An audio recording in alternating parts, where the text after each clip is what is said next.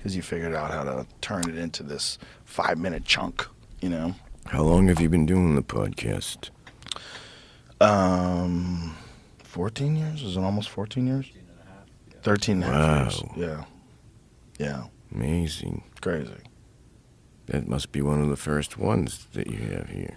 The first one was Adam Curry. He was number one. He's the Podfather. And then Corolla had one when he left radio, and Mark Maron had one, and there was a couple other that I had heard about, but it was Kevin Smith. Kevin Smith had one real early on, but it was fairly small amount of people. And what drew you to it? Just having fun.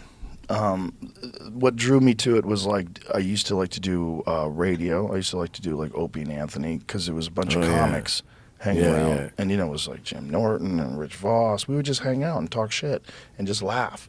And it was so much fun. I would look forward to doing it every time I went to New York. I couldn't wait to do the morning radio because I get to hang with these comedians and just laugh. Jim Norton's hilarious. He's the best. I love him. But it's like it was a camaraderie thing. It was a fun thing. We just would always leave there. Like Ari Shaffir and I would do it all together all the time.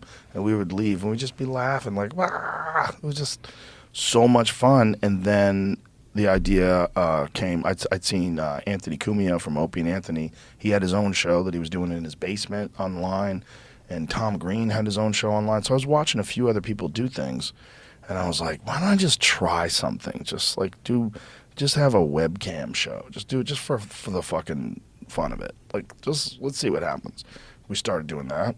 You were doing it with your friend? Yeah, my friend Brian. And then I would bring in comedians like Tom Segura and Joey Diaz and Duncan Trussell and Ari Shaffir. And then it just became all of a sudden I have guests, and all of a sudden I have scientists, and all of a sudden I have authors and psychologists and physicians, and it was weird. It just like slowly became this thing that it is now.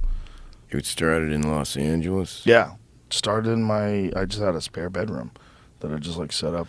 Like how did you, you had the comedians and stuff, but then how did it go to like scientists? How did that happen? I started, the podcast became fairly popular in podcasts. By fairly popular, thousands of downloads, nothing like it is now. But it was enough so that I could convince people, hey, here's this episode. Would you like to do my podcast? Like, check it out. This is what we do. And they would do like, oh, you guys are silly. Like, what are you doing? You're sitting around smoking pot and talking shit about things? Like, yeah. Do you want to come? Yes. And a lot of people said yes. Like Anthony Bourdain, he was an early one. He said yes. Oh, yeah. Graham Hancock. And so Graham Hancock was like the first real one. Because Graham Hancock is a journalist, and he specializes in ancient civilizations and the demise of ancient civilizations, and that there's evidence that shows that there is likely some sort of a natural catastrophe that took place around 11,800 to 12,000 years ago that wiped out civilization.